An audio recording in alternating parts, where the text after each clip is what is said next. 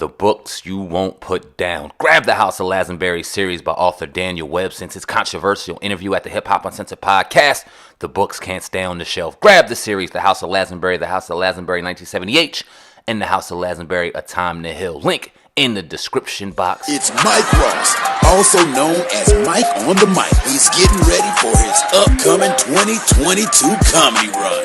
He'll be kicking it off at Bitty Brand's Stress Factory Comedy Club. Caroline's on Broadway, Punchline Philly. You don't want to miss him take the stage at the DC Improv. Then he'll be coming to the Atlanta Improv and at Chocolate Sundays Comedy Show in Los Angeles, California. This might be, he made me step my game up. Sure. Indeed. So, unfortunately, 3 years ago, March 31st, 2019, we were sitting in our cribs in New Jersey on our way to do the podcast. We just started and got the unfortunate news that Nipsey had passed away. And when we started the podcast, we had a list of names that we had envisioned on having on the show, and his name was one of them.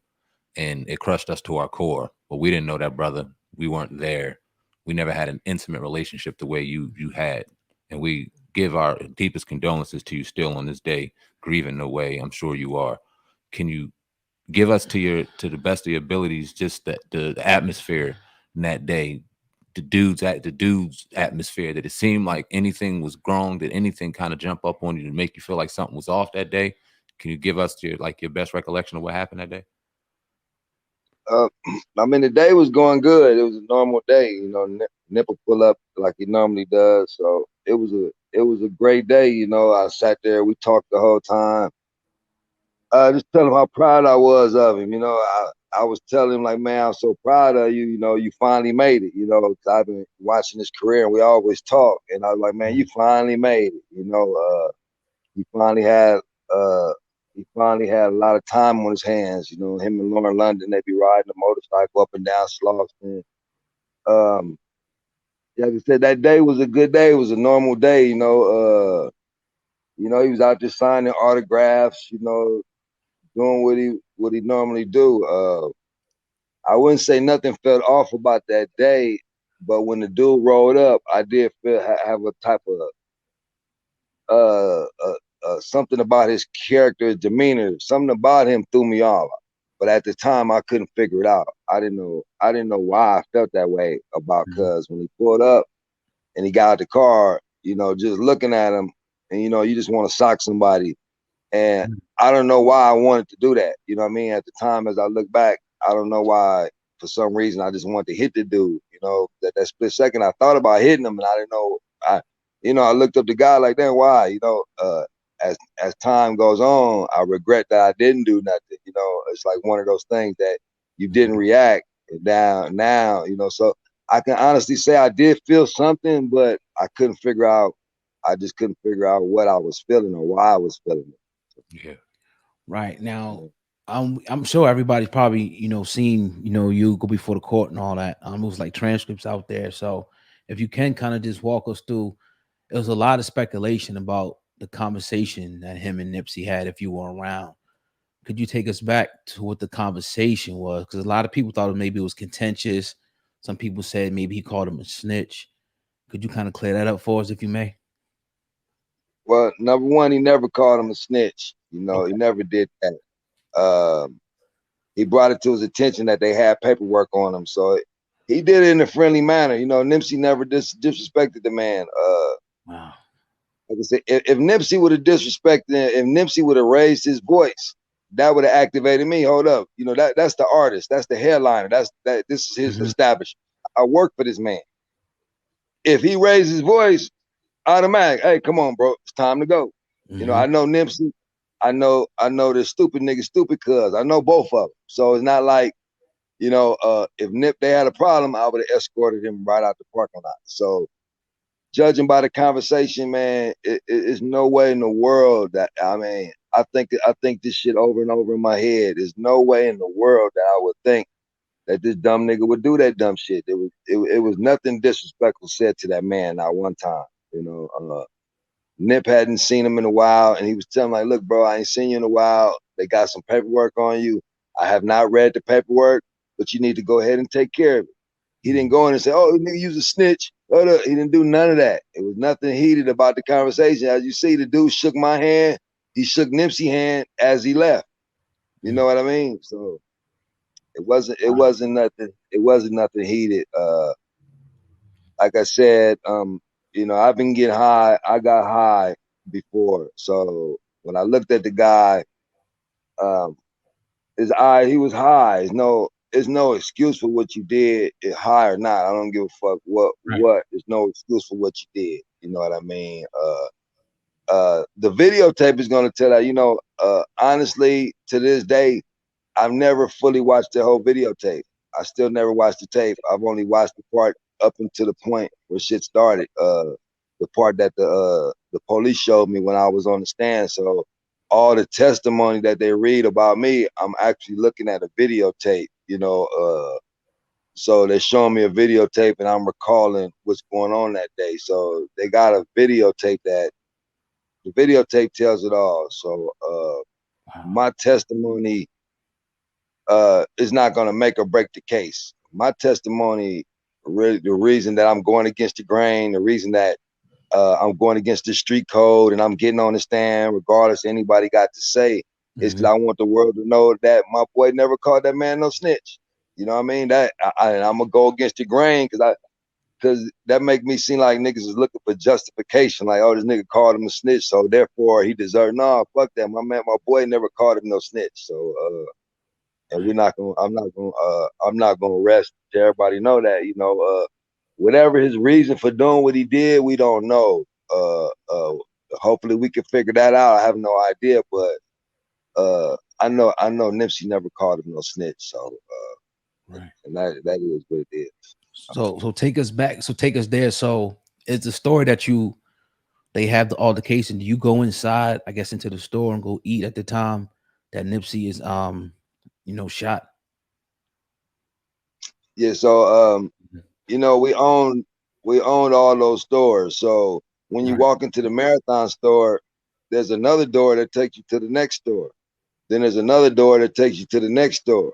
Then there's the break room. So literally, I can walk from the insurance company all the way to the fucking T-Mobile store without going outside. I can go from one building to the next building to the next building. Okay. So when I go in the Marathon store, I go through the Marathon store. That's the front door. You go behind the counter. That's the second door. You go in the break room. That's the third door. When the gunshots cracked off, I jump up immediately and I break out the door. I can't see who getting shot. I don't know who getting shot, but I hear gunshots and I know bro is out there. So I break out there immediately. So I run from 3 stores away and I'm the first nigga that got his hands on them. I'm the first nigga that ran out there and put my hands on them. He had a hole in his side. I'm covering him with blood and I'm praying for him. So like I said, if I could have been closer, maybe I could have got action at running up on the dude. I never seen the dude other than him leaving off of the parking lot. When I broke out that door, I seen that motherfucker cutting the corner and I seen Nip on the ground. I ran straight to Nip, so I can't testify and say I seen him shoot Nipsey because I didn't. I honestly did not see him shoot Nipsey. I still haven't even looked at the tape. I've heard about the tape. I haven't sat there and looked at the tape. I don't want to look at the tape. I don't want. I'm not into seeing that type of shit. So, like I said, I've seen bits and pieces that the police let me see as far as the trial, but anything as far as him shooting Nipsey and all that, I could take a lie detector test on that. I still ain't seen it. I still ain't looked at the tape. It is what it is. Speaking on the tape. Obviously, there was tape going around on the internet. We had the unfortunate. I had been unfortunate to see that situation. Were there other tapes involved that the police had that the public didn't see? Nah, there wasn't no tape. The only tape is that gas station tape. So the gas station. We had cameras in the store, but it was to watch the parking lot. It was to watch. It wasn't to watch the employees. It wasn't to watch people stealing. We didn't have that problem. We didn't have no worry about nobody stealing nothing. It was more or less, we need to watch the parking lot, make sure the police ain't doing nothing stupid, make sure homies ain't out there fighting. You know, when you're just sitting in your shop and you're in the back room, you need to look out and see what's going on out on Slauson, what's going on, you know. So anytime something goes down in the neighborhood, what the police gonna do? They're gonna go to the closest shop and say, we need to look at your tapes. Yeah. So we never had tape. We never had tape. There's so much crime, you know, homies beating up homies in the parking lot. You might do something stupid, get slapped or something. So we didn't have tapes for that. We didn't have no videotapes for that reason. As far as so even if they did have a videotape, say all the cameras were running and they were all recording, all it's gonna do is show a different version of what happened. We all seen what happened, you know. The videotape seen what happened. You understand? So no matter how many cameras was out there that day, it wasn't gonna change what happened. Right now, how do you cope? You know, with because we obviously see you getting emotional. How are you able to cope with seeing, you know, somebody that almost like your son, you know, almost or pass away, right? You know, in front of you. How you been able to cope since then? Or are you coping? Man, I'm never gonna get over it, but you know, Right. I lost a lot of homies over the years. You know, we Mhm. lost Fats. Me and Nip, we still hadn't got over Fats. You know, Mhm. then for Nip to pass, so Fats passed, then Nip passed. 30 days after Nipsey passed, Dominique got stabbed in the parking lot. He died in the same parking lot. Wow. I watched all these youngsters grow up, and for me to watch him die, Dominique was 24, just came home from jail, and came to show his respect for Nip. Got stabbed, died right there in the parking lot. And it's the same shit, homie on homie shit. Ain't no enemy killing us. It's homies doing homies, niggas that you call your friend, niggas we grew up with.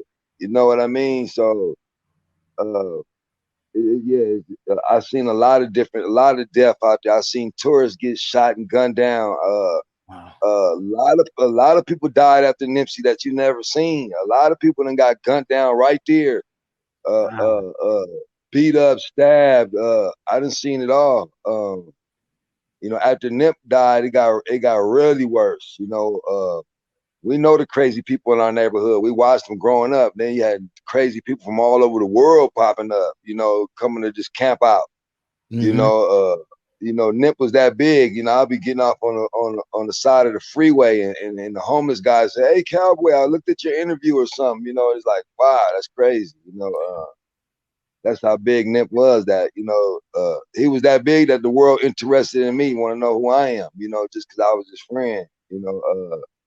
Like I said, that's all I was. I was his friend. I did whatever was needed.